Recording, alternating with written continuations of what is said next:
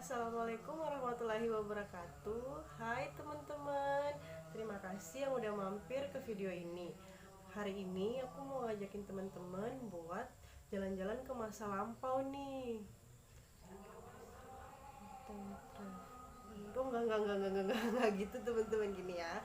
Aku mau flashback ke cerita penjajahan masa lalu. Jadi teman-teman ada yang masih pada ingat nggak nih, berapa tahun sih kita dijajah? Siapa-siapa aja sih yang udah ngejajah negara Indonesia dan kenapa gitu mereka menjajah Indonesia? Oke, aku bakalan ceritainnya itu secara singkat. Tapi sebelum aku ceritain, teman-teman klik dulu dong subscribe, like, komen, dan nyalahin lonceng notifikasinya. Jadi teman-teman bakalan selalu tahu kalau aku lagi update video baru.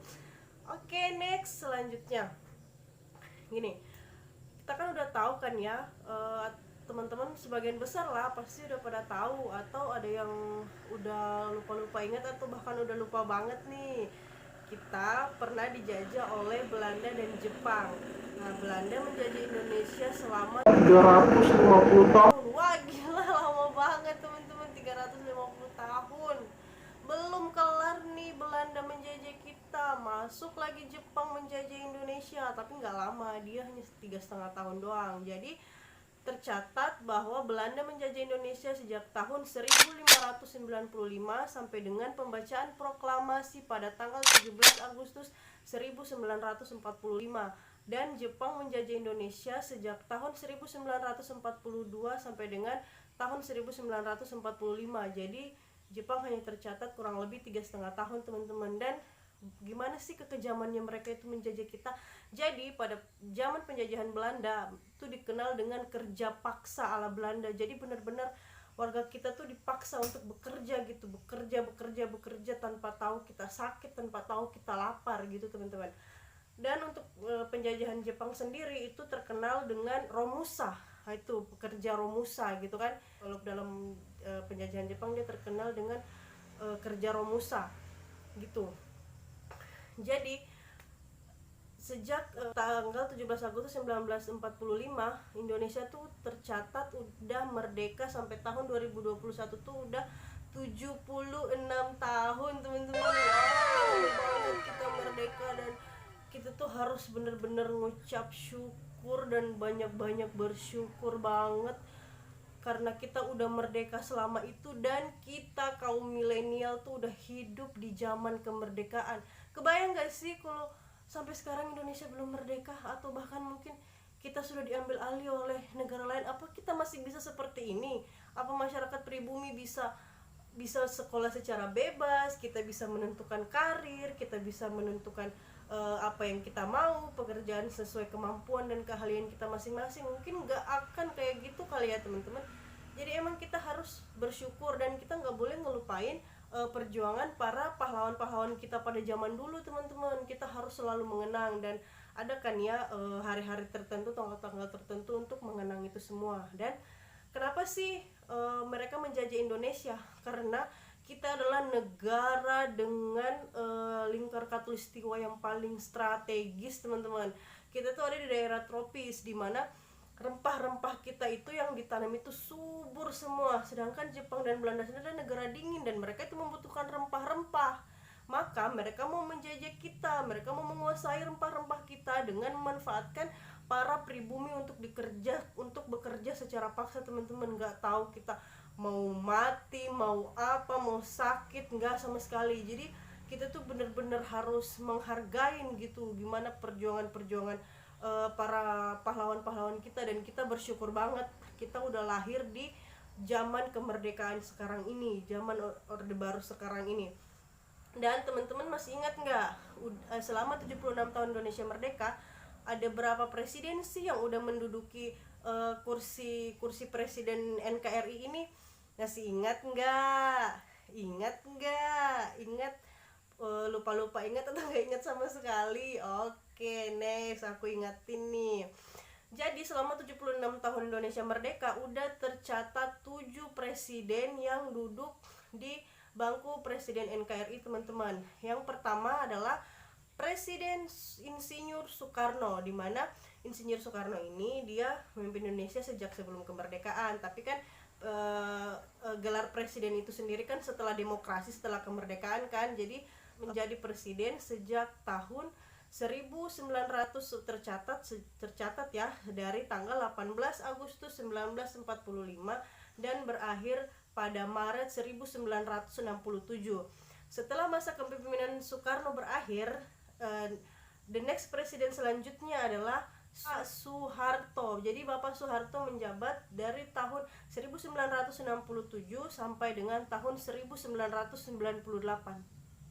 Lama ya, lama lah rentang waktunya Bapak Soeharto ya. Setelah masa kepemimpinan Bapak Soeharto berakhir, maka dilantiklah presiden selanjutnya, yaitu Bapak Bahrun Yusuf Habibie, atau yang paling akrab kita sapa dengan Bapak B.J. Habibie ya kan ya. Teman-teman milenial, siapa nih yang kenal kisahnya Bapak Habibie? Udah pernah tontonkan juga kan? Bapak Habibie adalah pembuat pesawat pertama di Indonesia. Wah, keren banget Bapak Presiden kita yang satu ini ya. Oke, next. Setelah berakhir masa kepemimpinan Bapak Habibie menjabat sejak tahun 1998 sampai dengan tahun 1999.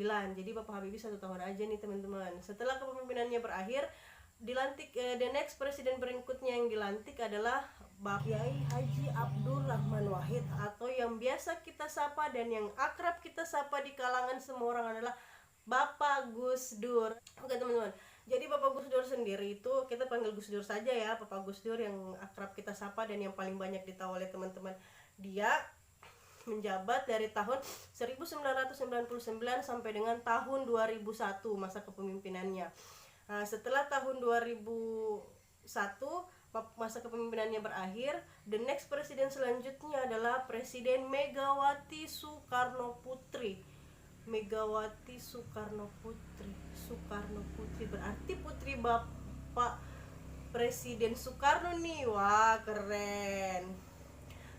Masa kepemimpinan Ibu Mega sendiri, Ibu Megawati Soekarno Putri paling akrab juga disapa Ibu Mega nih. Jadi kita bilang aja Ibu Mega ya. Masa kepemimpinan Ibu Mega sendiri dia dari tahun 2001 sampai dengan tahun 2004.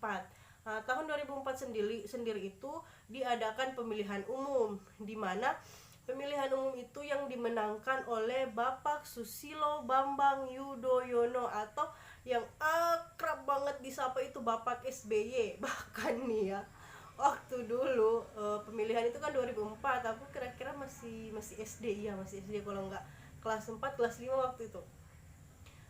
Kita kenal Bapak SBY, tapi aku sempat mikir gini, loh Bapak Presiden kita namanya singkat banget ya, cuma 3 huruf SBY gitu.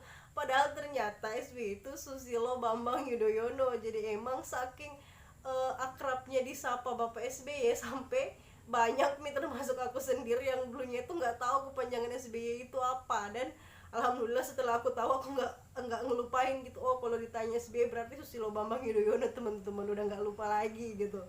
SBY sendiri tercatat memenangkan 2 periode pemilihan dan masa jabatannya berakhir di tahun 2014. Jadi 2 periode ya teman-teman, 10 tahun, 2 kali pemilihan dia yang memenangkan. Dan pada tahun 2014 sendiri masa jabatannya berakhir dan pemilu pada tahun 2014 dimenangkan oleh Bapak Joko Widodo, Presiden Republik Indonesia yang menjabat sejak tahun 2014 sampai sekarang teman-teman. Wah, lama banget ya Bapak Jokowi juga, udah 2 periode menang nih. Hanya periode kedua ini baru jalan berapa tahun teman-teman. Oke. Nah gitu, itulah tadi catatan 7 presiden dari hari pembacaan proklamasi kemerdekaan Republik Indonesia tahun 1945 sampai dengan 76 tahun kemerdekaan Republik Indonesia pada tanggal 17 Agustus tahun 2021.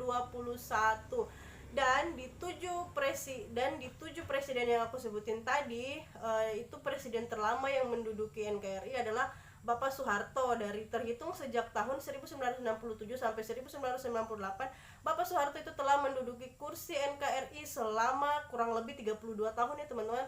Lama, dia memang presiden terlama gitu yang dicatat tadi. Itu Bapak SBY 10 tahun, Bapak Jokowi sekarang masih berlanjut hingga 10 tahun ke depan kan, sampai selesai masa jabatannya. gitu teman-teman. Dan ada nih yang menurut aku presiden yang paling legendaris di antara 7 presiden tersebut. Siapakah itu?